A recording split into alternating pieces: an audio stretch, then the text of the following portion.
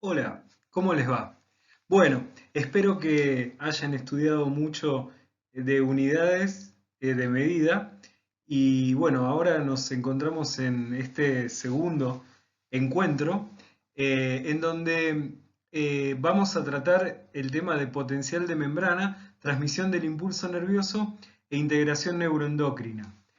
Por cuestiones didácticas y porque es un tema extenso, yo lo voy a dividir en dos partes. Y en esta parte primera nos vamos a ocupar del potencial de membrana y la transmisión del impulso nervioso, relacionándolo o integrándolo a la contracción muscular. ¿Sí? Bueno, entonces vamos a comenzar. Todas las células, como ya hemos visto en el capítulo en la clase de sistema endocrino y de comunicación celular, todas las células tienen que comunicarse con otras células y responder a estímulos externos a fin de, por ejemplo, migrar, diferenciarse, multiplicarse. Esto es una característica de los seres vivos y las células individuales que forman a los seres vivos, su excitabilidad y la capacidad de responder a estímulos externos y de comunicarse entre sí. Así como vemos acá ejemplificado con un viejo reproductor de discos, ¿no? Una fonola. Necesitamos entonces un sistema de generación de un mensaje, también la transmisión, necesitamos un receptor para que este mensaje sea, eh, sea útil y pueda tener una respuesta, necesitamos que exista una recepción de ese mensaje y finalmente la respuesta, ¿no? La respuesta, en este caso, la respuesta biológica. Un poco ejemplificado con este fonógrafo y este grabado de Antonio Berni de Ramona bailando el tango, ¿no? Escuchando música. Entonces tenemos la generación, la transmisión, una recepción y una respuesta, ¿no? Que podría ser en este caso, bueno, el baile, ¿no? Muy bien. Entonces, habíamos visto en el capítulo de comunicación celular que las células tenían distintas formas de comunicarse, ¿no? Y siempre teníamos la distinción de que una célula era una célula diana, es decir, capaz de responder a un mensaje siempre y cuando tuviera algo fundamental en su membrana, un receptor para la molécula que actúe como mensajero químico. Entonces es así que teníamos, por ejemplo, entre células, a distancias cortas, eh, pequeñas, teníamos, por ejemplo, la forma de comunicación parácrina y también autócrina. Y decíamos que entonces en la forma parácrina la célula emitía, en este caso ven por exocitosis, un mensajero de algún tipo y había un receptor en una célula diana que reconocía ese mensajero químico y entonces se podía dar una respuesta. Además, podía ser que la célula que liberaba el mensajero químico tuviera a su vez en su membrana receptores y en ese caso entonces la forma de señalización era autócrina, es decir, la célula también respondía al mensaje que ella misma emite, eso era autócrino, ¿no? Y parácrino era a una célula próxima, ¿no? Digamos, para, ¿no? Próximo, cercano. Entonces, parácrino y autócrino. También teníamos eh, formas de comunicación, de contacto entre células y células, ¿no? También mediado por moléculas, en este caso por moléculas en la membrana, a través de la cual, mediante la unión de dos moléculas en dos células en la membrana, se podía dar una comunicación de tipo de contacto célula-célula. Otra forma de señalización, pero ya a un nivel importante en el organismo, era la forma de transmisión de mensajes endocrina, en donde, fíjense, ya estaba involucrada la sangre y el sistema circulatorio como, como medio para transmitir a estos mensajeros, para llevar estos mensajeros químicos, por ejemplo, en el organismo de un órgano a otro órgano. Y esto lo habíamos visto en el sistema endocrino, ¿no? En donde teníamos glándulas endocrinas que producían mensajeros químicos de variada índole y que entonces en células diana con receptores apropiados despertaban una respuesta biológica. Y entonces entre estos mensajeros químicos teníamos diversa naturaleza química de estos mensajeros, como por ejemplo la testosterona o el estradiol, ¿sí? Derivados del colesterol. Después teníamos la tiroxina, ¿sí? Derivados de aminoácidos, la histamina. Teníamos mensajeros químicos ya polipeptídicos como el glucagón y la insulina, ¿sí? Y teníamos ya también mensajeros químicos que eran proteicos como los factores de crecimiento, ¿sí? Y también mensajeros químicos como la acetilcolina o el ácido gamma aminobutírico. Estos dos mensajeros químicos van a ser muy importantes en el capítulo de hoy.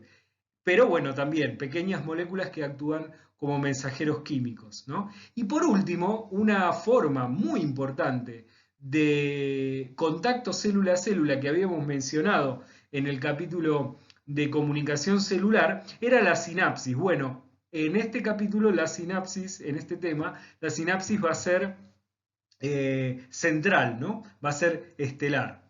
Así que bueno.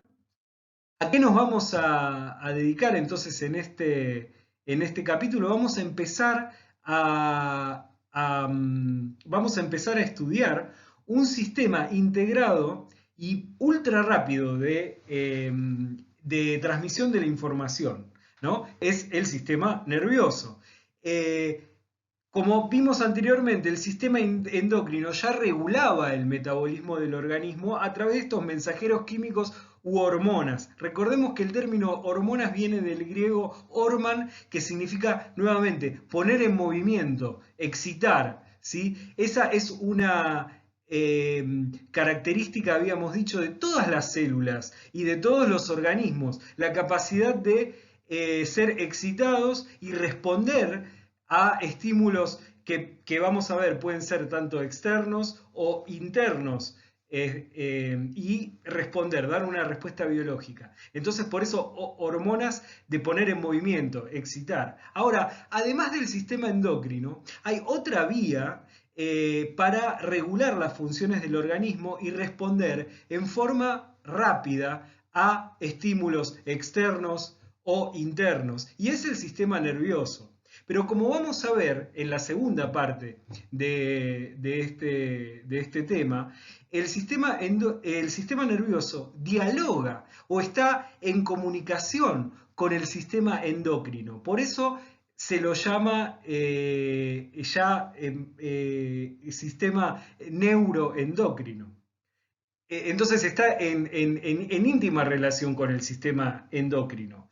Porque vamos a ver que las glándulas que producen hormonas importantes como la insulina, el glucagón, el cortisol, la noradrenalina, esas glándulas están en órganos que están inervados por el sistema nervioso, ¿sí? Vamos a ver que esa inervación después va a ser simpática y parasimpática con efectos antagónicos muy importantes en el sistema nervioso autónomo, ¿verdad? Pero bueno, ahora simplemente mencionemos que hay una conexión entre el sistema nervioso y el sistema endocrino. Bueno, fíjense que además este sistema es muy rápido y los impulsos nerviosos se transmiten a través los axones, que vamos a ver que hay dos tipos de axones en el sistema nervioso, axones amielínicos y axones mielínicos o mielinizados, con una vaina de mielina que aumenta sensiblemente la velocidad del impulso nervioso. Pero fíjense que las velocidades de propagación oscilan entre 1.8 kilómetros por hora y estos axones mielínicos con una velocidad de propagación mucho mayor pueden llegar a velocidades de hasta que, si hacemos la conversión a kilómetros por hora, podrían ser de 432 kilómetros por hora. Y esto equivaldría como a la mitad de la velocidad crucero de un Boeing 737. Entonces fíjense la velocidad, ¿no? A mí me gusta pensar, por ejemplo, en el sistema endocrino como los viejos sistemas los viejos sistemas de telégrafo, ¿no? Con código Morse, ¿no? Que se transmitían a partir de cables de cableado eléctrico, ¿verdad? Pero muy útiles por otro lado, y vamos a ver que es muy importante ese sistema, ese cableado, que ya dijimos en el sistema endocrino es el sistema circulatorio, ¿no? Es la sangre. Pero en la sangre y los vasos, ¿no? Todo el sistema circulatorio. Pero bueno, el sistema nervioso, como ustedes pueden ver acá, sería como más comparable a la fibra óptica directamente, ¿no? Y fíjense que la fibra óptica casualmente tiene una estructura bastante parecida a lo que podría ser un nervio, ¿no? Bueno, entonces vamos a empezar a entender este sistema de transmisión. Bueno, muy bien. Y para entender cómo es posible este sistema de transmisión de información, o la transmisión del impulso nervioso, tenemos que entender el potencial de membrana.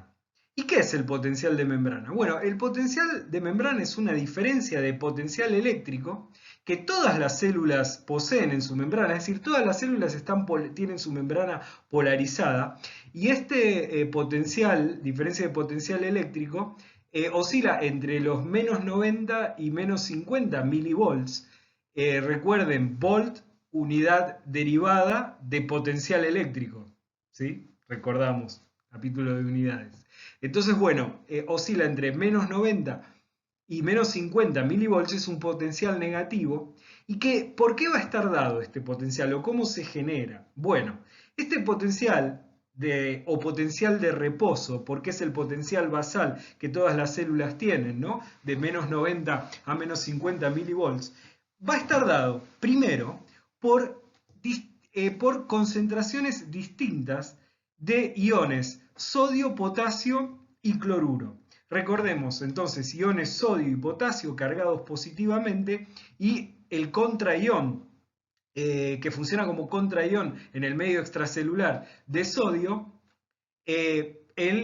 los iones cloruros cargados negativamente.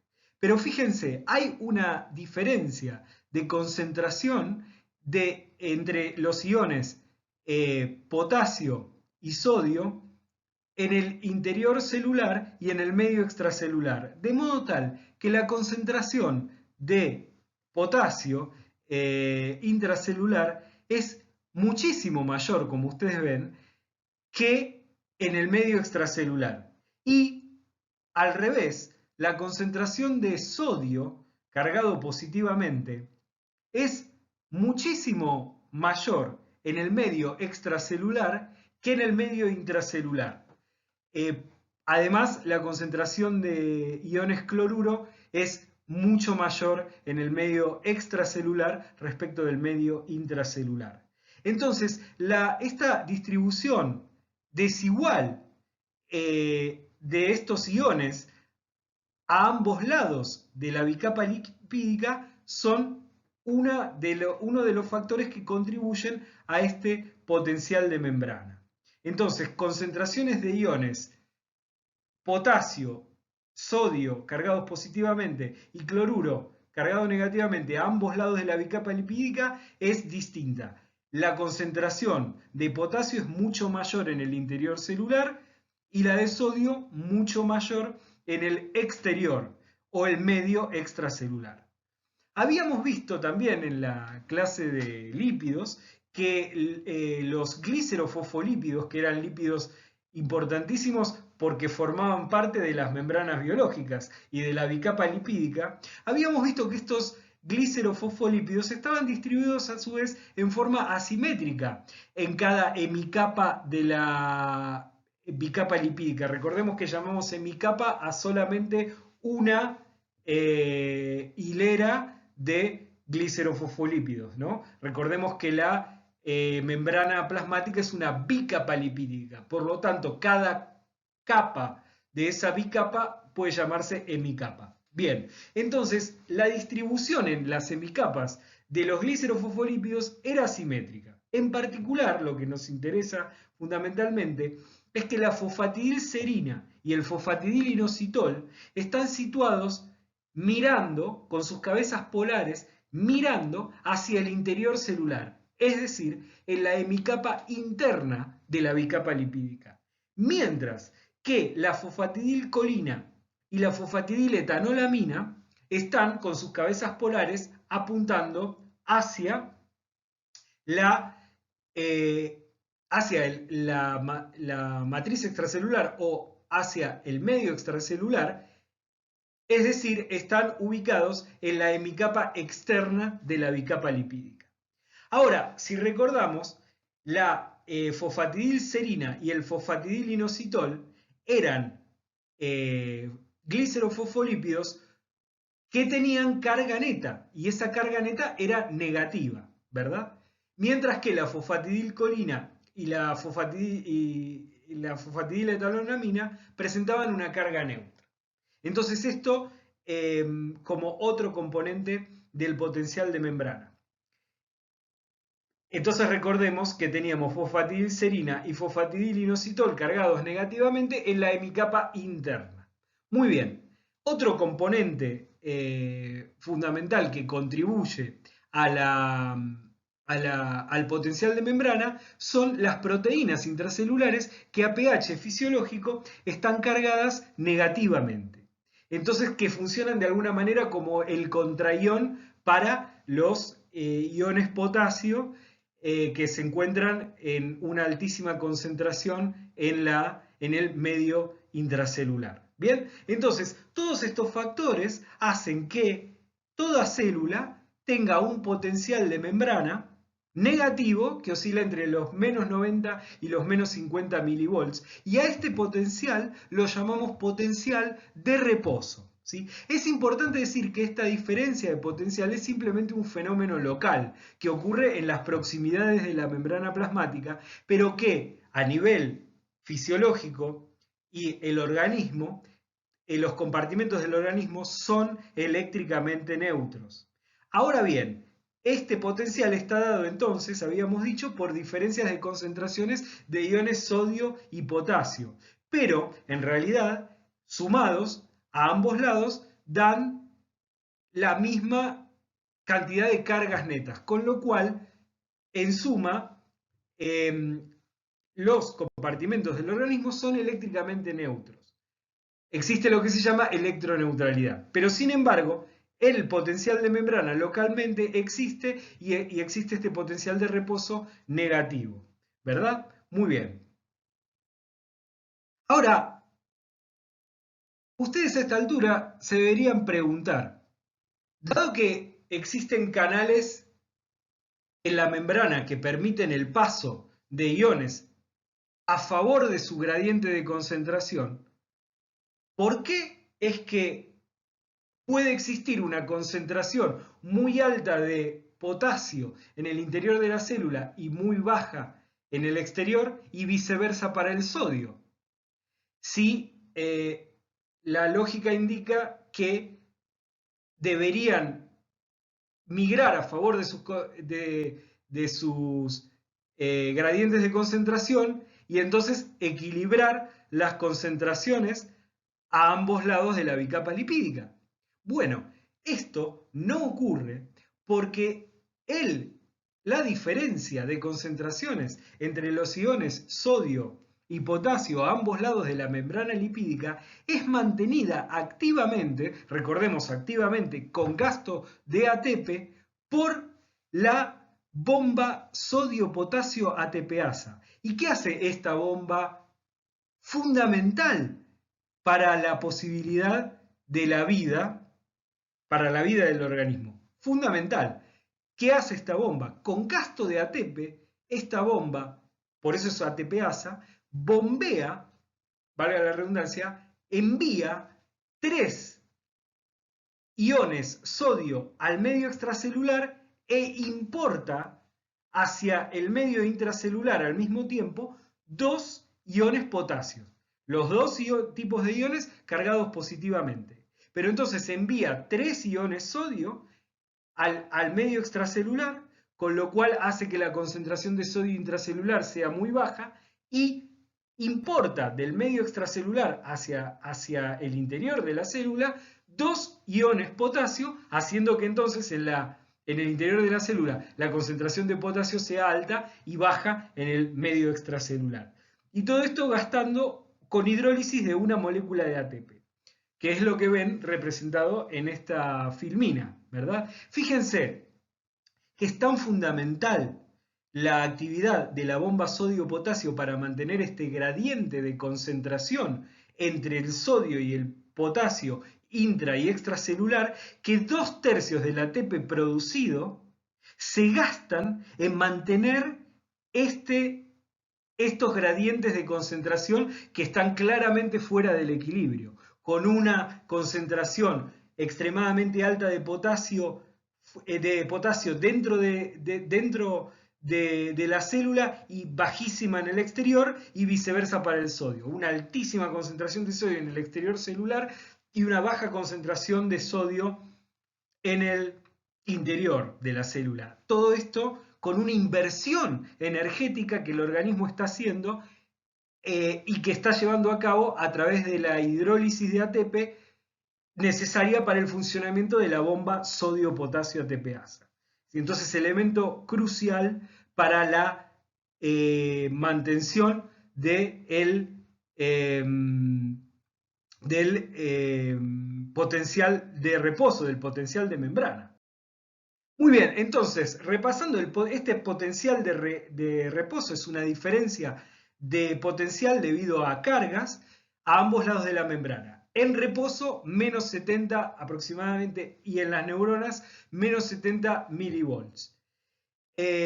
Dijimos que esto era un fenómeno local, que los compartimentos del organismo son eléctricamente neutros, y que esto es posible mediante la existencia de gradientes iónicos que son mantenidos a través de canales iónicos y a la actividad de la bomba sodio-potasio ATPasa, ¿verdad? Ahora, este potencial de membrana es una condición sine qua non, sin la cual no es posible el impulso nervioso. Porque vamos a ver que el potencial de membrana lo que va a permitir es la generación de lo que se llama un potencial de acción, que va a ser lo que va a determinar la posibilidad de la transmisión del impulso nervioso. Muy bien, entonces, ¿qué es un potencial de acción? Un potencial de acción es una onda de despolarización. ¿Y en qué consiste esta onda de despolarización?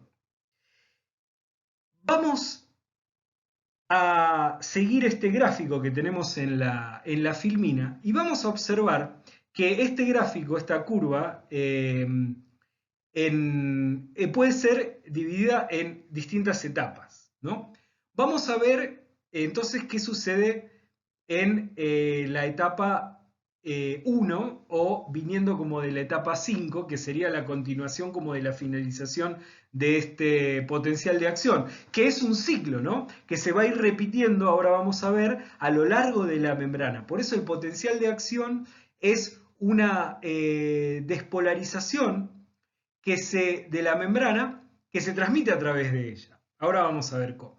Pero bueno, entonces partamos de nuestra condición inicial, que es el potencial de reposo. Entonces, como dijimos, fíjense, en este gráfico está graficado el tiempo, ¿sí? en el eje de las X, el tiempo en milisegundos, y en el eje de las Y, el voltaje en milivolts, ¿verdad? Bueno, entonces fíjense que nosotros partimos de una línea de base, que es nuestro potencial de reposo, ¿sí? En donde constantemente la célula tiene este potencial de reposo, ya dijimos, mantenido por la bomba sodio-potasio ATPasa y dada la diferente concentración de iones a ambos lados de la membrana, potencial de reposo menos 70 milivolts. Ahora, luego vamos a ver cómo se produce un estímulo. La célula va a recibir un estímulo eléctrico, ¿no? Que va a, eh, que va a producir un estímulo eléctrico o químico que va a producir la apertura de canales de sodio regulados por voltaje. Entonces, esta apertura de canales de sodio en la membrana, ¿qué va a generar?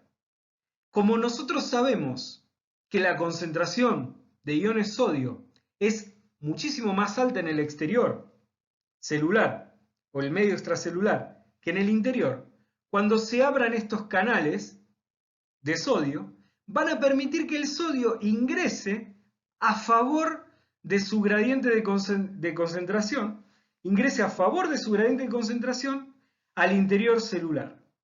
Ahora ustedes pensemos, ¿no? Piensen que lo que está pasando es que están ingresando iones sodio, pero además están ingresando cargas positivas al interior celular. Y habíamos dicho que el potencial de reposo estaba, el potencial de reposo era una diferencia de potencial negativa de menos 70 milivolts en la neurona que era constante. Entonces, si ahora están ingresando cargas positivas al interior de la célula, ¿qué va a pasar con ese potencial de reposo? Se va a volver, como vemos en el gráfico, va a empezar a subir. Se va a volver más positivo, ¿verdad? Muy bien.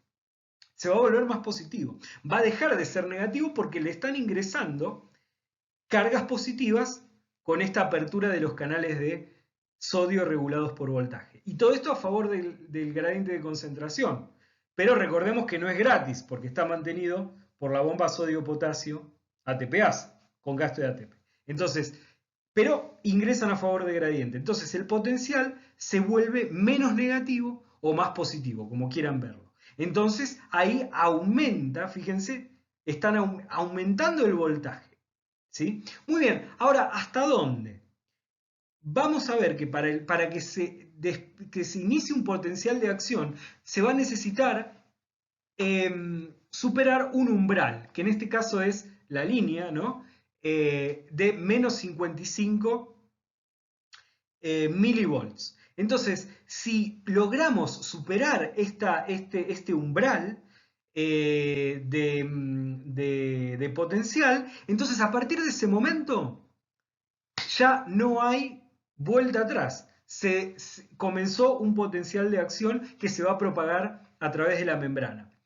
Piensen que esto sería entonces como si yo estuviera apretando el gatillo de un arma, ¿verdad? Entonces yo, una vez que llegué al punto en que activé el mecanismo, hay un disparo. Esto es igual. Se va a dar este disparo cuando yo supere este potencial de menos 55. Ahora, si ingresaron una cantidad de cargas positivas insuficientes para disminuir la negatividad del potencial de reposo hasta menos 55, voy a tener estas pequeñas curvitas que son intentos fallidos o que no llegaron a despertar un potencial de acción. No fue suficiente. Y aquí vamos a aclarar un concepto. Como decimos que la membrana está polarizada y que hay un potencial de reposo negativo, cualquier cosa que haga que este potencial sea menos negativo o más positivo, vamos a decir que estamos hablando de una despolarización de la membrana. Mientras que cuando volvamos a ese potencial negativo, vamos a tener una repolarización o polarización de la membrana.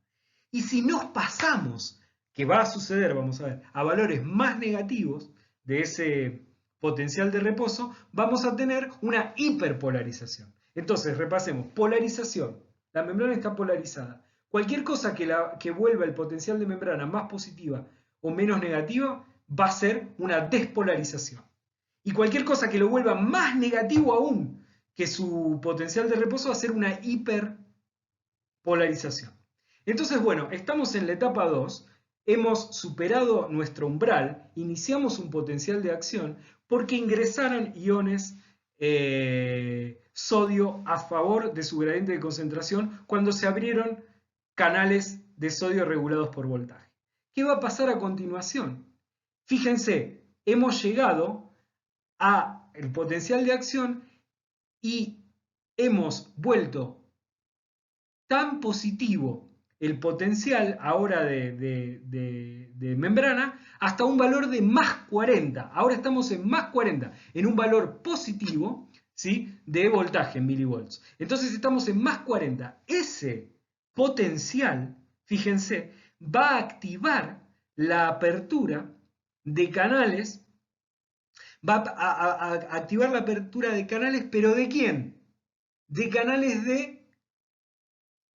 de potasio activados por voltaje a más 40 milivolts. Entonces estos canales de potasio, ¿qué van a hacer? Se van a abrir. ¿Y cómo está el potasio en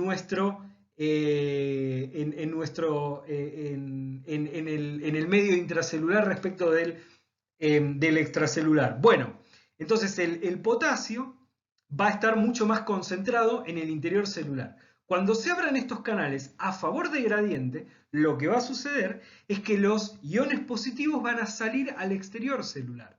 Entonces fíjense, primero ingresaron cargas positivas con los iones sodio y despolarizamos la membrana hasta un valor de más 40 milivolts. Pero ahora con este potencial se activan los canales de potasio activados por voltaje. Y al abrirse, entonces, ¿qué pasa? El potasio a favor de su gradiente sale de la célula. Entonces, fíjense, empiezan a salir, siempre pensándolo en función de cargas, empiezan a salir ahora cargas positivas, que son los iones potasio, ¿no? Los potasio a favor de su gradiente de concentración. Salen al exterior. Entonces, ¿qué va a pasar nuevamente con el potencial? Como están saliendo cargas ahora positivas de los iones potasio, el potencial vuelve a bajar, que es la parte 3 de la curva y que sería la repolarización, porque estoy reconstituyendo el potencial de membrana. ¿Hasta dónde voy a repolarizar? Bueno, me voy a pasar, fíjense, me paso del potencial de reposo, entonces por eso es que hay una hiperpolarización, porque ahora voy a estar más, va a ser más negativo todavía, o sea, más negativo que menos 70. Va a ser en valor absoluto va a ser un valor mayor que menos 70 milivolts. Más negativo. Entonces, ¿qué va a pasar? En este periodo ya no va a haber no va a haber transmisión del impulso nervioso y va a ser el periodo refractario porque ¿qué va a tener que pasar? Como ahora tengo este estado hiperpolarizado, lo que tengo que restituir son los niveles normales del equilibrio de sodio y potasio. Entonces, ¿quién va a entrar en juego en esta parte de la curva? La bomba sodio-potasio ATPasa, que ahora ¿qué va a hacer? Va a traer a los iones potasio que se fueron y va a sacar a los iones sodio que entraron. ¿Hasta dónde? Hasta restituir el potencial de reposo de menos 70. Y ahí terminamos con lo que es un potencial de acción. Entonces repasemos. Venimos de un potencial de reposo de menos 70. ¿sí? Hay un estímulo. Ahora vamos a ver cómo se estimula, cuál va a ser ese estímulo. Pero hay un estímulo. Muy bien, hay un estímulo. Entonces, se abren los canales de sodio regulados por voltaje y entonces ingresan los iones de sodio desde el medio extracelular a favor de su gradiente. ¿Qué va a pasar con el potencial de reposo, con el potencial de membrana? Se va a volver más positivo. ¿Hasta cuándo? Hasta más 40 milivolts. ¿Y este potencial qué va a hacer? Va a activar la apertura de los canales de potasio. Pero los canales de potasio, ¿cómo van a operar? A favor de gradiente siempre, sin gasto de energía, a favor de gradiente, entonces el potasio, ¿dónde está? ¿Dónde está muy concentrado? En el interior celular. Sale potasio, cargas positivas, salen cargas positivas. Entonces al salir cargas positivas, ¿qué pasa con el potencial? Se vuelve más negativo. Entonces tenemos una repolarización. ¿Hasta cuándo? Hasta que nos pasamos del potencial de reposo. Periodo refractario. ¿Qué pasa en el periodo refractario? La bomba sodio-potasio ATPasa restituye los niveles fisiológicos de sodio y potasio a ambos lados de la membrana. ¿Cómo? Bueno, sacando el sodio que entró, 3 sodios salen por hidrólisis de ATP y metiendo el potasio que salió de la célula, 2 por hidrólisis de ATP.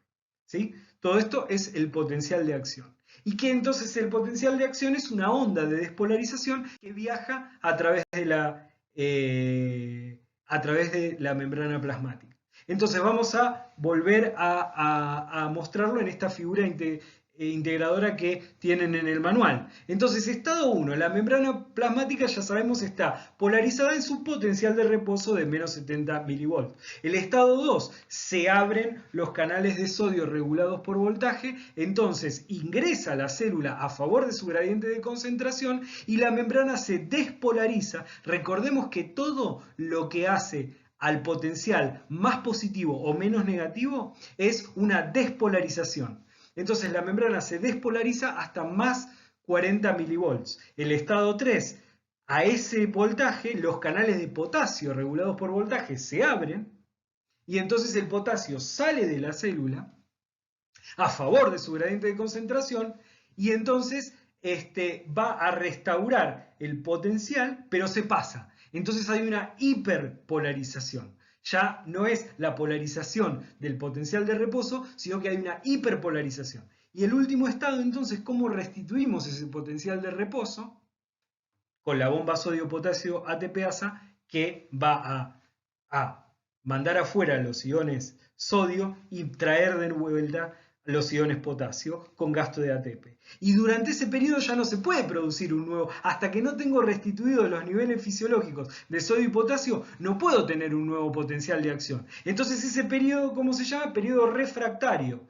Ahí ya no hay respuesta, ¿sí? No hay respuesta. Aún cuando haya una diferencia, un estímulo, no va a haber respuesta. ¿Por qué? Porque tenemos que restituir el potencial de reposo.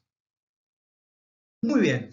Entonces, todo esto, ¿dónde ocurre, no? ¿Cuál es la estrella del sistema nervioso? ¿Cuál es la célula especializada en la transmisión del impulso nervioso? Bueno, es la neurona, lógicamente. Fíjense que la neurona es una célula que, no nos confundamos con esto, es una célula polarizada, pero no en el sentido... Bueno, a ver, todas las células tienen su membrana polarizada, pero la neurona no es una célula polarizada en el sentido como todas las células en su membrana eléctricamente lo son, sino que además en el sentido histológico tiene dos polos. Fíjense, tiene una región que es claramente la región receptora, ¿sí? Que va a estar compuesta por el soma y prolongaciones citoplasmáticas que se denominan dendritas. Esta va a ser la porción receptora. Recordemos cuando empezamos esta clase, nosotros necesitábamos, ¿no? Algo que reciba, ¿sí? Un receptor. ¿Sí? Entonces la porción receptora en la célula especializada, la neurona, en la conducción del impulso nervioso, va a ser el soma o cuerpo de la neurona con prolongaciones citoplasmáticas denominadas dendrita, porción receptora. Después vamos a tener un cono, ¿sí? Que se va a denominar cono axónico. Ese cono axónico sería como, volviendo al ejemplo del revólver, sería como una especie de gatillo, ¿no? Y fíjense, la porción transmisora de la neurona va a ser el axón, ¿sí? Que es una prolongación larga del citoplasma de la neurona, ¿sí? Y que está rodeada de células tipo chorizo, digamos, que se llaman células de Schwann. Que las células de Schwann en el sistema nervioso periférico van a constituir esa vaina de mielina que les comentaba anteriormente y que va a hacer posible la transmisión saltatoria del impulso nervioso, incrementando muchísimo la velocidad de impulso nervioso en los axones mielínicos, o sea, recubiertos de mielina, porque no todos los axones están recubiertos de mielina. Pero los axones que sí lo están tienen una transmisión súper rápida, saltatoria, gracias a la célula de Schwann. Y esto en el axón. Muy bien. El axón entonces es la porción transmisora. Fíjense qué maravilla, que nosotros cuando vimos en la clase anterior los tamaños celulares, entonces estábamos hablando de cosas generales, pero fíjense que una neurona, por ejemplo eh, una motoneurona que esté en la médula espinal, ¿no? Em, cuyo soma está en la médula espinal, puede sacar un axón, ¿sí? Puede tener una prolongación, un axón, que después vamos a ver que los axones en su conjunto forman los nervios, mientras que un conjunto de somas forman un ganglio en el sistema nervioso periférico o un núcleo en el sistema nervioso central.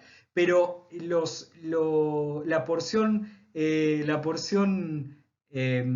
transmisora en los axones forman nervios. Y fíjense qué interesante que un nervio, entonces, esta prolongación de una sola célula puede tener, por ejemplo, hasta un largo de 1 metro, por ejemplo. Imagínense una motoneurona que tiene su soma en la médula y que, por ejemplo, inerva por ejemplo, que inerva el sartorio o algún músculo, ¿no? Y entonces, bueno, puede tener un largo como de hasta 1 metro. Fíjense qué maravilla, ¿no? Una célula con esa prolongación. Bueno, entonces a través del axón, ¿qué va a pasar? Se va justamente, como ven en la filmina, se va a transmitir ese potencial de acción a lo largo de la membrana. ¿Y hasta dónde se va a transmitir el potencial de acción? Bueno, se va a transmitir hacia la porción emisora, digamos, ¿no? La final, que sería el telodendrón, que son nuevamente prolongaciones citoplasmáticas. Y fíjense que los botones terminales del telodendrón vamos a encontrar lo que se llaman los botones sinápticos. Me estoy adelantando, pero vamos a ver después lo que es la sinapsis. Los botones sinápticos cargados de vesículas con neurotransmisores. Pero entonces ahí ya vamos a estar terminando con el recorrido en la célula, ¿no? En la neurona. Entonces tenemos receptora, porción receptora, soma y dendritas. Porción transmisora, axones y telodendrón, ¿sí? Muy bien, entonces fíjense, también una cosa interesante que vemos acá es que el potencial de acción, fíjense cómo está indicado que se transmite desde el soma, desde la porción receptora, a través del axón hacia el telodendro. Y no hay vuelta atrás, no hay vuelta atrás. ¿Por qué es esto? Bueno, porque recuerden que habíamos visto potencial de acción, los canales de sodio y de potasio. Ahora, un canal iónico puede tener tres conformaciones. Una, cerrado, no permite el paso de iones, está cerrado. Ahora hay un cambio conformacional que lo abre, como vimos la activación de los canales de sodio o de potasio regulados por voltaje, se activan, quedan abiertos, permiten el paso de iones. Ahora bien, hay una tercera conformación que adoptan, que es inactivo. En ese caso, los canales no están cerrados, pero no permiten el paso de iones, ¿sí? Entonces es una tercera conformación. ¿Qué sucede en el potencial de acción? Una vez que se produjo la diferencia de potencial en una región, microrregión de la membrana plasmática, esa diferencia de potencial hace que ese potencial de acción, esa despolarización, hace que los canales que están ahí ya no puedan seguir ingresando iones. Entonces, la despolarización que se va a producir en la región de membrana siguiente no va a afectar a los canales de la región anterior. Por eso es que el potencial de acción transcurre en una única dirección, desde la porción receptora, o sea, el soma y las dendritas, hacia la porción transmisora, axones, hasta el telodendron, ¿sí? Recuerden que telo, ¿sí? Telo significa fin, ¿sí? Recuerden en la división celular, ¿sí? La última fase era la telofase, ¿no? Bueno, telo significa final. Entonces, telodendron es la porción terminal de la neurona, ¿verdad? Muy bien, entonces aquí, fíjense, tenemos, porque las neuronas tienen existencia real, ¿no? Entonces aquí las vemos. Como recordamos de la clase de unidades, nada es visible en la microscopía sin algún tipo de tinción, ¿no? Entonces fíjense que la primera tinción que ustedes ven, ahí tienen dos somas neuronales con un núcleo muy claro y con un nucleolo muy, muy prominente que parecen, fíjense que parecen dos ojos, ¿no? Y después en el citoplasma vemos los corpúsculos de Nissl, ¿no? En honor a Nissl, que fue además el que inventa este modo de tinción. Ahora fíjense que aquí vemos únicamente la parte que sería parte de la porción receptora, o sea, el soma neuronal. Pero no estamos viendo todas las prolongaciones citoplasmáticas. Fíjense que en la siguiente, con una tinción que se llama tinción de Golgi, que la diseñó Camilo Golgi, que tal vez lo conozcamos de capítulos como el aparato de Golgi, ¿no? En la célula. Bueno, Camilo Golgi diseñó la tinción de Golgi, que fíjense, es sumamente útil para ver la otra porción, la porción de fíjense, todas las prolongaciones citoplasmáticas de la neurona en la porción receptora, ¿no? Receptora, perdón, no, transmisora, ¿no? Corríjanme si me equivoco, por favor. Bueno, entonces ahí tenemos la porción transmisora con los axones y dendritas, todas las prolongaciones citoplasmáticas de la neurona. Y abajo tienen otros dos detalles, ¿no? El último es una microscopía de fluorescencia, en donde también ven soma y todas las prolongaciones, tanto de dendritas como de el axón, ¿no? Muy bien. ¿Cómo se comunican las neuronas entre sí? ¿No? Porque habíamos dicho que, bueno, hasta aquí todo está pasando en una única célula, pero las neuronas transmiten el impulso nervioso contactándose con otras neuronas. Y en ese proceso eh, se denomina sinapsis y fue acuñado para las neuronas originalmente, pero les comento que en realidad el concepto de sinapsis es un poco más abarcativo y, por ejemplo, las células inmunes del sistema inmune también entran en un contacto íntimo donde intercambian información y entonces también se habla de la sinapsis inmune. Y también algunos virus tienen un contacto con las células y también se habla de sinapsis viral, ¿no? Entonces la sinapsis es un proceso un poco más abarcativo, pero a nosotros ahora nos va a interesar la sinapsis neuronal. Fíjense, la sinapsis significa, literalmente la traducción es unir junto. O sea, la sinapsis es un contacto íntimo entre células. Estamos, recuerden, en comunicación célula-célula, entonces en este caso, en un caso de comunicación célula-célula. Pero fíjense que una cosa clave de la sinapsis es que durante la sinapsis las membranas plasmáticas no se tocan. No se tocan. Entonces, siempre va a existir lo que se llama una hendidura sináptica, un espacio entre las dos membranas. Ahora, si las membranas no se tocan, ¿cómo se comunicarán las células? Bueno, entonces las células se van a comunicar de dos maneras. Fíjense, en definitiva, en la sinapsis nerviosa, lo que necesitamos es transmitir el mensaje de una neurona a la otra. ¿Y ese mensaje cómo se transmite? El impulso nervioso es un potencial de acción. Entonces lo que necesitamos transmitir es ese potencial de acción a través de la membrana. ¿Cómo lo hacemos si las membranas no se tocan? Bueno, la respuesta biológica a este problema es de dos maneras, o la sinapsis química o mediante una sinapsis eléctrica. Lo importante es que en ambos casos las membranas no se tocan. Vamos con el caso más simple, que es el de la sinapsis eléctrica, que es está muy desarrollada en invertebrados y es un tipo primitivo de sinapsis. Pero en nuestro caso, en los humanos, ¿no? Que, bueno, los mamíferos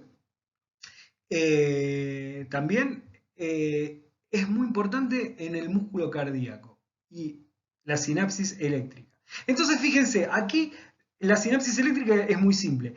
Los iones que van viajando a través de la membrana generando el potencial de acción van de una célula a otra a través de uniones de hendidura o gap, que significa hueco en inglés, ¿no? Y entonces simplemente los iones sodio que van ingresando van a pasar a otra célula por estas uniones de hendidura. Pero fíjense que las uniones de hendidura dejan un espacio entre las membranas. O sea que también tenemos hendidura sináptica ahí y las membranas no se tocan. Esa es una sinapsis muy simple, muy primitiva, que se llama sinapsis eléctrica. Que el nombre un poco nos dice por qué, ¿no? Porque directamente pasan los iones, pasan las cargas a través de una célula a otra a través de la unión gap. Muy bien. Esa unión es muy importante en el miocardio. Histológicamente, los discos intercalares que se ven a la microscopía óptica, después ustedes van a ver en histología, se dan por todos estos canales que están en una cantidad inmensa y que unen a las células del músculo cardíaco, ¿no? Que permiten entonces la transmisión de el impulso nervioso en el músculo. Porque me estoy adelantando, pero va a ser importante. La transmisión del impulso nervioso va a inervar justamente, neuronas van a inervar músculos y va a ser necesario que se transmita ese impulso a lo largo de las fibras musculares, ¿verdad? Bueno, y la otra tipo de sinapsis, que es la más evolucionada y que es la que vamos a encontrar la mayoría de las sinapsis, va a ser la sinapsis química. Y fíjense que, como el nombre lo indica, en la sinapsis química vamos a tener en el botón sináptico terminal o en lo que se denomina la neurona presináptica, vamos a tener vesículas cargadas con neurotransmisores que van a ser moléculas químicas que van a producir, van a ser las encargadas de transmitir ese potencial de acción que viene viajando. Entonces, fíjense, en las vesículas cargadas con neurotransmisores va a venir viajando en esa membrana un potencial de acción y ese potencial de acción en el botón sináptico va a producir que esas vesículas se fusionen con la membrana externa y que por exocitosis liberen ese neurotransmisor a la hendidura sináptica que está entre las dos neuronas, entre la neurona presináptica y la neurona postsináptica, está la hendidura sináptica. Entonces, por exocitosis, la neurona presináptica libera estos neurotransmisores a la hendidura sináptica, al espacio entre las dos neuronas. Y fíjense que, como habíamos dicho al principio, estos neurotransmisores van a tener que encontrar ¿qué? Para transmitir un mensaje. Un receptor. Entonces, este receptor va a ser el encargado de generar la apertura de canales iónicos en la otra neurona, en la neurona postsináptica, que es lo que queríamos lograr. Queríamos lograr que se transmitiera ese potencial de acción. Entonces, ¿cómo va a suceder esto? Bueno, algunos receptores van a ser directamente el canal y otros receptores van a estar acoplados a proteína G, por ejemplo, o a una vía de transducción de señales, como ya hemos visto en el capítulo de comunicación celular. Y entonces después esa activación de la vía de transducción de señales va a activar a un canal, pero ya no activado directamente por ligando, sino a través de una vía de señalización. Vamos a volver a esto más adelante. Pero entonces, dos tipos de sinapsis. Entonces acá, fíjense que acá simplemente quería mencionarles que las neuronas pueden conectarse entre sí de distintas maneras. O bien el axón con la porción receptora de una neurona, con la dendrita, es un tipo de sinapsis que se denomina axodendrítica. También puede ser el axón de una neurona con el soma, o sea, no con la prolongación citoplasmática, sino directamente con el soma de la neurona, ¿sí? Y esa sinapsis será axosomática. Y una sinapsis que es entre dos axones, que sería axoaxónica, ¿no? Está claro que es entre el telodendron de un axón y el axón, el cuerpo del axón de otra neurona. También existe axoaxónica. Entonces, tres tipos de conexión. Y fíjense que aquí tenemos otro detalle de una sinapsis. ¿Qué tipo de sinapsis? Sinapsis química, en donde tenemos, fíjense, en el botón axónico de la neurona presináptica tenemos vesículas con neurotransmisores que liberan su contenido cuando viaja un potencial de acción que viene viajando a través del axón por esa membrana, se liberan los neurotransmisores y encuentran su receptor en la membrana de la neurona postsináptica. Entonces, ¿dónde son liberados? A la hendidura sináptica, ¿no? Para encontrar su receptor en la membrana de la neurona postsináptica y entonces activar la apertura de canales, ¿verdad? Entonces ya tenemos sinapsis química fundamental. ¿Por qué es química? Porque están presentes los neurotransmisores. Bueno, entonces vamos a ver con más detalle qué son los neurotransmisores, ¿no? Son estas moléculas responsables de transmitir el potencial de acción de una neurona a otra neurona o a otra célula, como vamos a ver más adelante. Muy bien, entonces en la guía, en el manual, perdón, ustedes tienen una lista de los principales neurotransmisores. Aquí por cuestiones de brevedad vamos a hablar de los dos más importantes, ¿no? Que son la acetilcolina y el ácido gamma aminobutírico, ¿sí? Fíjense, acetilcolina es colina, que ustedes ya saben de la clase que vimos en la clase de lípidos, ¿sí? como parte de glicerofosfolípidos, ¿no? Con un acetilo, y después tenemos al ácido gamma aminobutírico, que tiene un grupo amino en el carbono gamma y después es ácido butírico, ¿no? Perfecto. Entonces tenemos estos dos neurotransmisores, ¿sí? Fíjense que la acetilcolina va a estar presente en lo que se llama sinapsis estimulatorias. ¿Por qué? Porque las sinapsis pueden ser estimulatorias o inhibitorias. Fíjense, en la sinapsis estimulatoria, por ejemplo, mediada por acetilcolina, vamos a tener una apertura de canales de sodio. ¿Y qué va a hacer una apertura de canales de sodio? Nosotros ya sabemos, al abrirse los canales de sodio, el sodio a favor de su gradiente de concentración va a ingresar a las células a favor de su gradiente de concentración porque está más concentrado en el medio extracelular, y al ingresar a la célula, en este caso a la célula a la neurona postsináptica, se va a abrir este canal de sodio, va a ingresar sodio y se va a producir una despolarización de la membrana. Y sabemos que si se produce una despolarización de la membrana, más allá del valor umbral de menos 55 milivolts, vamos a tener otro potencial de acción ahora en la neurona postsináptica. Bien, entonces esto va a ser una sinapsis estimulatoria. Ahora fíjense qué interesante, el ácido gamma aminobutírico va a estimular la apertura de canales cloro. ¿Y qué va a pasar con estos canales cloro? Fíjense, el cloro, pensando siempre en función de cargas, que es como tenemos que pensar cuando estamos evaluando el potencial de acción, el cloro era el contraión del sodio en el medio extracelular, con lo cual sabemos que la concentración extracelular de cloro es mucho mayor que en el interior de la célula. Entonces, cuando se abran los canales de cloro a favor del gradiente, lo que va a suceder es que el cloro va a ingresar desde el medio extracelular al medio intracelular. Ahora, ¿qué pasa? ¿Qué están ingresando? Cargas negativas. ¿Qué va a pasar con el potencial de reposo de la neurona postsináptica? Se va a volver más negativo todavía. O sea, vamos a estar en presencia de una hiperpolarización.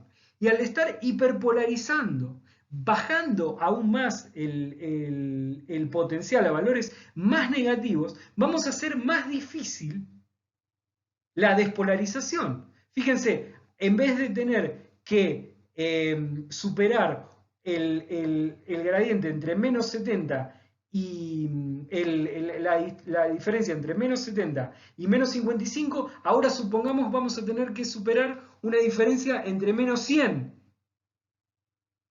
y menos 55. O sea que vamos a estar impidiendo la despolarización y entonces limitando la posibilidad de un potencial de acción en la neurona postsináptica. Por lo tanto, esa sinapsis es una sinapsis inhibitoria, ¿sí? Tiende a detener la transmisión de ese potencial de acción de una neurona a otra, ¿sí? Muy bien, entonces, los neurotransmisores van a producir la apertura de canales iónicos. Y aquí una digresión sobre los canales iónicos. Ya hemos visto un tipo de canal iónico que es el regulado por voltaje. Hay algunos canales iónicos regulados mecánicamente, ¿sí? Ahora hay canales iónicos que son regulados por ligando. Es el caso de los canales iónicos que son abiertos por unir acetilcolina y los canales de cloro que se abren al unir ácido gamma aminobutírico. Entonces, estos canales iónicos que se abren por unión de ligando se llaman ionotrópicos, ¿sí?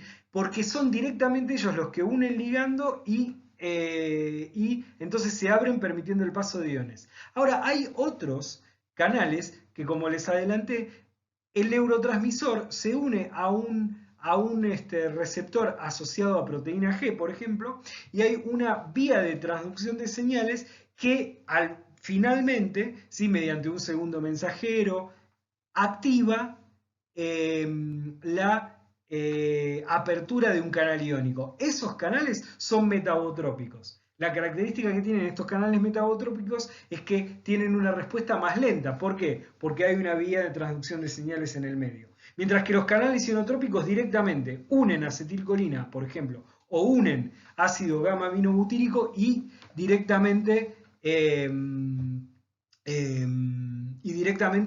se abre en el canal porque el receptor es en sí mismo el canal. Eso es lo que les tiene que quedar claro. El receptor es en sí mismo el canal, ¿sí?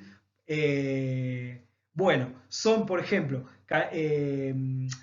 canales ionotrópicos, son por ejemplo los receptores nicotínicos, ¿sí? Que unen acetilcolina, mientras que los muscarínicos son metabotrópicos, ¿sí?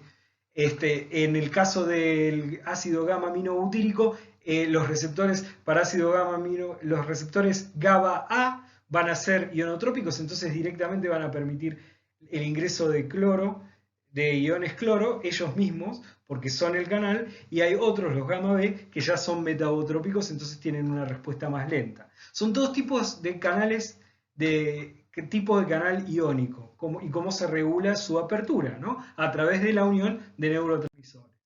Bueno, muy bien, entonces aquí tienen, por ejemplo, la vía de las sinapsis mediadas por ácido gamma aminobutírico y acetilcolina comparadas. Fíjense, la acetilcolina se produce en las células a partir de colina y acetil-CoA y es liberada cuando se exocitan las vesículas con neurotransmisores en la membrana presináptica al espacio entre las membranas, que es la hendidura sináptica, se libera y, por ejemplo, encuentra, fíjense en el esquema, encuentra un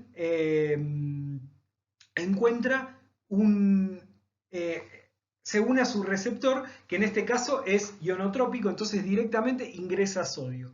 Fíjense que al ingresar sodio, que es lo que tienen en el recuadro al costado, al ingresar sodio, ¿sí? Ingresamos cargas positivas, despolarizamos la membrana, postsináptica, y entonces ¿qué hacemos? ¿Qué hacemos? Una despolarización y favorecemos un potencial de acción. Ahora, fíjense, bueno, el ácido gamma aminobutírico se sintetiza a partir de glutamato eh, y entonces activa la apertura de canales de cloro. Y fíjense, al ingresar cloro, lo que tienen a un costado, al ingresar cloro, estamos ingresando cargas negativas, estamos hiperpolarizando la membrana y entonces estamos haciendo más difícil el establecimiento de un potencial de acción.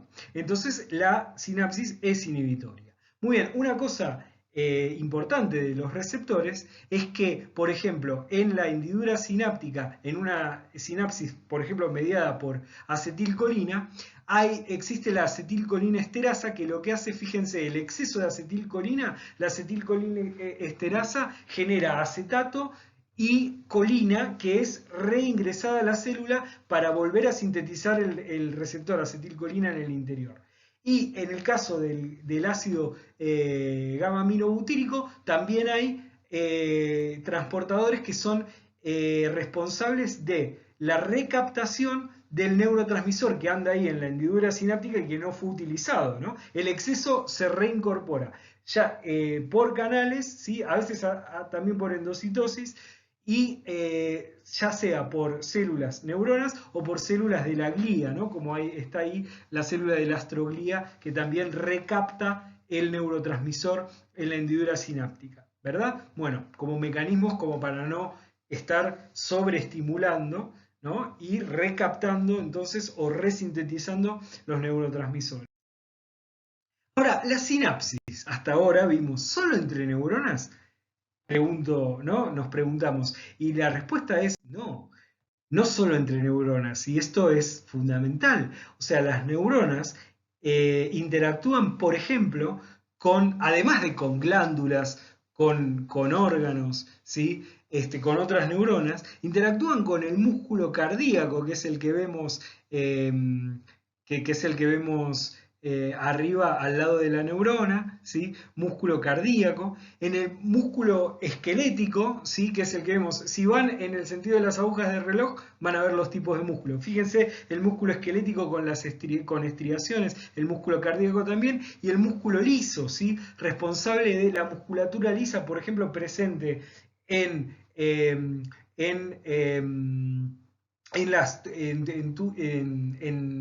el intestino, por ejemplo, o en el aparato respiratorio, ¿sí? Todo músculo involuntario, ¿sí? Que responde, después vamos a ver, al sistema nervioso autónomo, que es, por ejemplo, responsable de la regulación de la presión arterial, por ejemplo, cuando estamos hablando del músculo liso, ¿sí? En las arterias, del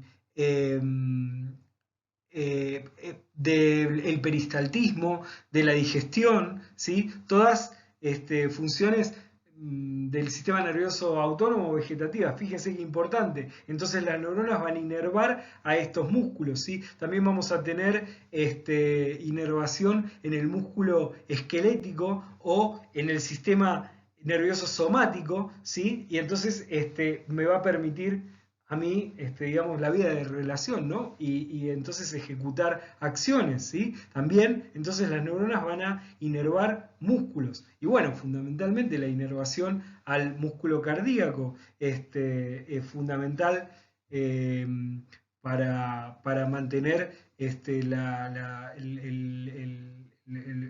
actividad del músculo cardíaco, ¿no? Existe, igual el músculo cardíaco también tiene un sistema propio, ¿no? Que entonces tiene como capacidad de contraerse en sí mismo, ¿no? Eso también es importante, es lo que hace posible también los trasplantes, ¿no? Muy bien, entonces, la asociación entre una neurona, ¿sí?, y un músculo se llama placa neuromuscular o placa motora, ¿sí? Asociación entre neuronas motoras y fibras musculares. Entonces, fíjense, acá en este esquema lo que tienen es lo que ya sabemos, ¿no? El botón terminal de una neurona, pero fíjense que abajo lo que tenemos ya es una fibra muscular. Una fibra muscular que está haciendo sinapsis con esa neurona, no una otra neurona, sino ya directamente el músculo. Y entonces eso es lo que sucede con una motoneurona que está, por ejemplo, en la médula espinal y su axón transmite un potencial de acción. ¿Y a dónde va directamente ese axón de la motoneurona? ¿Dónde termina? Termina directamente en la célula muscular. ¿Y qué produce en esa célula muscular? Fíjense, libera acetilcolina y produce la apertura de canales ionotrópicos, o sea, activados por ligando, en este caso acetilcolina, ingresa sodio y se genera una despolarización de membrana, pero ahora ¿en qué membrana? En la membrana de la célula muscular se genera la despolarización, ya no en la membrana de una neurona postsináptica, sino en la célula muscular. Y eso lo que va a hacer es que esa despolarización genere la liberación de calcio del retículo endoplasmático liso de la célula muscular. Y esa liberación de calcio va a ser el primer paso necesario para la contracción muscular. Fíjense entonces, ¿no? Repasemos, o sea, viene viajando un potencial de acción por la motoneurona y ahora la sinapsis va a ser en la placa motora, o sea, va a ser con una célula muscular y ese potencial de acción va a disparar el primer paso para la transmisión para la transmisión de para la iniciación de la contracción muscular, esa liberación de calcio del retículo que a su vez está mediada por la despolarización de la membrana. Entonces fíjense un poco, siguiendo con la placa motora, lo que es la arquitectura, ¿no?, del músculo, ¿no? Estas son miofibrillas vistas al microscopio electrónico y fíjense que al costado tienen un esquema en donde vemos que en amarillo tenemos los túbulos T, que son justamente prolongaciones son arreglos del retículo endoplasmático liso que van a liberar calcio para la contracción muscular. Pero ¿cómo lo van a liberar? Cuando viaje un potencial de acción por su membrana. Y el túbulo T es una estructura que está especializada para transmitir el potencial de acción que vino desde ¿dónde? Vino desde la motoneurona en la placa muscular. Entonces, a través de ese potencial de acción se abren entonces los canales que van a liberar calcio, ¿sí?, calcio del retículo endoplasmático liso, que es el reservorio de cualquier célula, es el reservorio de calcio intracelular, que ya vimos en el capítulo de comunicación celular, ¿sí?, que es importante en las vías de transducción de señales la liberación de calcio del retículo liso. En este caso va a ser importante para el inicio de la contracción muscular. Bueno, aquí tenemos la estructura, ¿no? Fíjense qué maravilla. Ahí arriba tenemos una microscopía óptica, ¿no?, de las fibras musculares. En citología le vamos a llamar fibras musculares a las células musculares, ¿no? Y los pequeños arreglos de actina y miosina van a recibir el nombre de miofibrilla. Muy bien, pero entonces aquí tenemos, fíjense, microscopía óptica y se ve ya ciertas estriaciones que ven como linitas de líneas claras y oscuras, ¿no? Y fíjense que al microscopio electrónico esas estriaciones son todavía más abundantes y fíjense el orden de las proteínas de actina y miosina en la miofibrilla tan perfecto y tan ordenado en la fibra muscular visto al microscopio electrónico ahora, ¿no? ¿Qué pasó desde una una foto a la otra, incrementamos nuestro poder de resolución y entonces estamos viendo nuevas estructuras. Fíjense la estructura de la unidad funcional del músculo que recibe el nombre de sarcómero, ¿no? Bueno, el sarcómero, la unidad funcional, está formada por arreglos de proteínas. Proteínas, fíjense, proteínas globulares que van a formar filamentos de actina, ¿sí? Que son los filamentos finos de actina, y fíjense los filamentos gruesos centrales de miosina, ¿sí? En la fibra muscular. Y fíjense que tenemos regiones. A ver, yo creo que aquí tal vez me permita esta herramienta mostrarles algo. Entonces, aquí tenemos, fíjense, aquí tenemos un filamento grueso de un filamento grueso de miosina, ¿sí? Ahora voy a borrar, ¿sí? Y les señalo, está un poco grueso esto, a ver si tengo acá un bolígrafo más chiquito, sí. Entonces acá, y acá tenemos, fíjense, formado por unidades globulares, tenemos un filamento fino de actina. Fíjense que todos los filamentos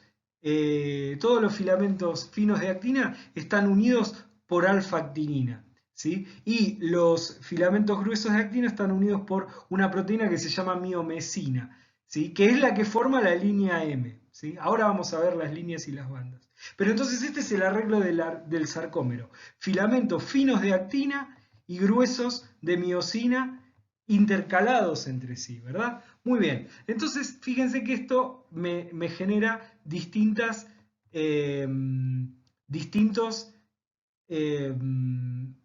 zonas, ¿no? Hay una zona que se va a llamar una zona en donde tengo, fíjense, tengo a los dos filamentos finos de actina y gruesos de miosina. Esa zona se va a llamar, es más oscura, ¿sí? Es la que es esta zona de acá, que vemos grande acá, ¿sí? Es la zona oscura que se va a llamar la banda A, ¿sí? Bueno, muy bien. Mientras que hay zonas en donde solo tengo actina, ven acá, solo tengo filamentos finos de actina. Esta zona más clarita, que es la que vemos acá, se va a llamar la banda I. Y en el medio de la banda I va a estar la línea Z, que está formada por moléculas de alfa-actina que unen a los filamentos de actina entre sí. Luego, después tenemos una zona, fíjense, central, en donde solamente tengo filamentos gruesos de miosina, ¿sí? Esa zona va a recibir el nombre de banda H. Y en el medio va a estar la línea M, que era la miomesina, que les decía que unía a los filamentos gruesos de actina entre sí. Ahora, entre dos líneas Z, es que tenemos el sarcómero, que es la unidad funcional. Y la línea Z, recordemos, son las moléculas de alfa-actinina que unen los filamentos finos entre sí, ¿sí? Muy bien. ¿Por qué entonces entre dos líneas Z está la unidad funcional o el sarcómero?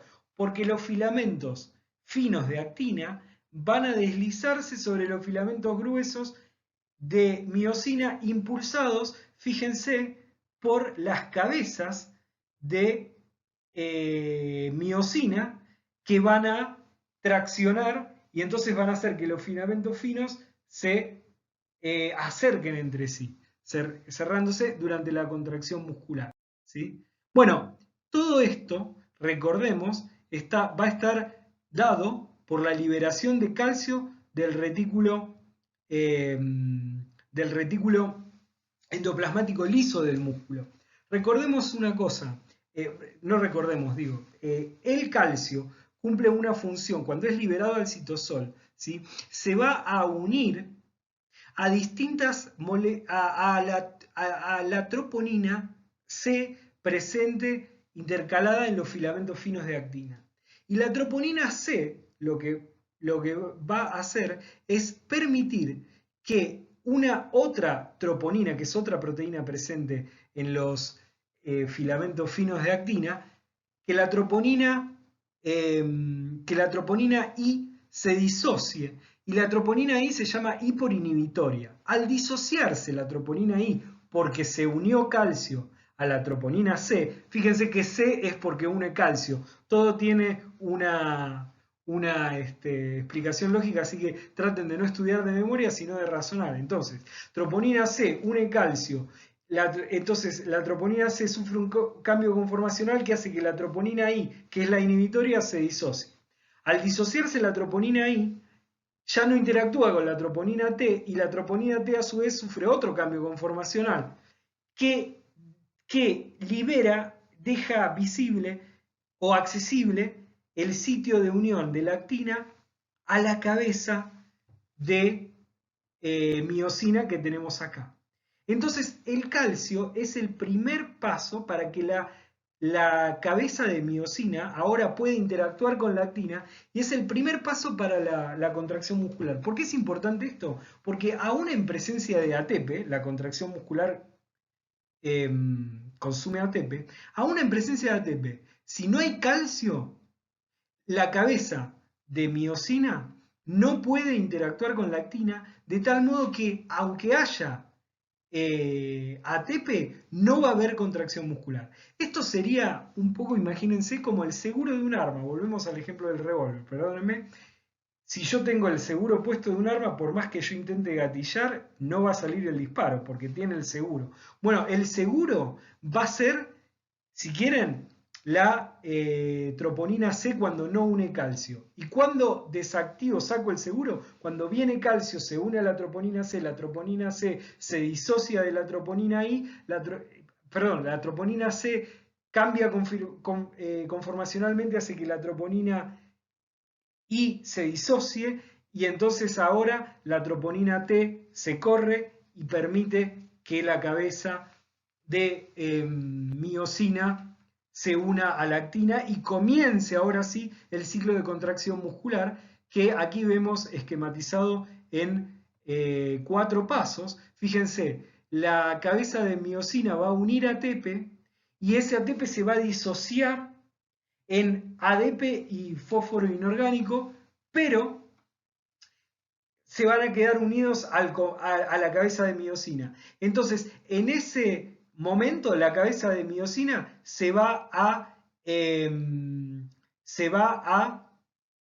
unir a un lugar en la actina un poquito más atrás, ¿sí? Es como que se va a doblar y se une a un lugar un poquito más atrás. Muy bien, entonces, cuando se libera entonces después se va a liberar el fósforo inorgánico, ¿sí? Y la cabeza entonces de miosina va a quedar unida al sitio en la actina. Luego, entonces se va a dar, con esa liberación de fósforo inorgánico, lo que se llama el golpe de fuerza, con el cual la cabeza de miosina va entonces a traccionar a la actina hacia el centro del sarcómero, produciendo la contracción. Y luego, cuando se libere el ADP, vamos a volver a la condición original, en donde entonces la cabeza de miosina va a unir una nueva molécula de ATP y la va a hidrolizar y va a volver a hacer el ciclo de contracción, ¿sí? Muscular. Entonces, un poco integrando estos conceptos, integración neuromuscular, ¿no? Entonces, ¿para qué es necesario el impulso nervioso, esta placa motora, esta asociación de una neurona con ya directamente la célula muscular? Para que a través de esta estructura especializada de membrana, el túbulo T, se transmita la despolarización a la membrana muscular y se libere calcio del retículo endoplasmático liso de la célula muscular, o retículo sarcoplásmico, porque la célula muscular es tan especializada que recibe nombres especiales las organelas, pero es lo mismo, es retículo endoplasmático liso de la célula muscular. Entonces, al liberarse al citoplasma de la célula muscular, el calcio, ¿a quién encuentra? Encuentra la troponina C, que cambia su conformación y disocia a la troponina I o inhibitoria. Todo esto en el filamento fino de actina. Y entonces, cuando se disocia la troponina inhibitoria, ahora la troponina T se corre y descubre el sitio de unión a la cabeza de miosina en la actina. Y entonces ahí comienza el ciclo de contracción muscular que vimos anteriormente. Ahora, ¿qué sucede? Fíjense, ¿qué sucede luego de la muerte clínica? Luego de la muerte clínica, justamente todos los gradientes de concentración se destruyen, ¿verdad? Se vuelven a otros equilibrios. Entonces lo que sucede luego de la muerte clínica es que el calcio del retículo endoplasmático de las fibras musculares se libera al citoplasma. ¿Sí? Ya no es mantenido dentro, entonces se libera. Cuando el calcio se libera al citoplasma, entra en contacto con la troponina C y ocurre todo esto que acabamos de mencionar. O sea, se libera el seguro del arma que habíamos dicho. O sea, se une calcio a la troponina C, la troponina inhibitoria se disocia, la troponina T cambia de conformación, y entonces ¿qué va a pasar? ¿Va a haber ATP en la célula? Sí, va a haber ATP disponible en la célula, una cierta cantidad de ATP va a haber disponible. Entonces se van a iniciar unos ciclos de contracción muscular. Son las contracciones post-mortem. Fíjense que ¿no? Se dan contracciones espasmódicas musculares. Es ese ATP que cuando se liberó el calcio, ahora empiezan a haber ciclos de contracción muscular. ¿Hasta cuándo? Hasta que se termina la reserva de ATP de la célula muscular. Y entonces, como el calcio no volvió a ingresar al retículo, sino que está siempre ahí, y entonces la troponina C no se vuelve a unir a su lugar y no se vuelve a cerrar el sistema, no se vuelve a activar el gatillo, porque ya no se puede. Entonces, ¿qué pasa? ¿Cómo va a quedar la cabeza de miosina? Va a quedar unida, ¿sí? Ya sin ATP va a quedar unida al filamento fino de actina. ¿Y eso qué va a generar? La rigidez cadavérica o rigor mortis. Fíjense entonces la explicación. Y eso tiene valor forense, porque permite establecer aproximadamente, de acuerdo a la rigidez, la hora aproximada de un deceso, por ejemplo. Fíjense cómo esto está relacionado con el ciclo de contracción muscular. Bueno, entonces ahora en un esfuerzo de producción voy a intentar reproducir un video un poco como ejemplificando todo esto que hemos visto y ejemplificando un poco todo esto que hemos visto. Lo voy a reproducir sin sonido y voy a locutarlo yo.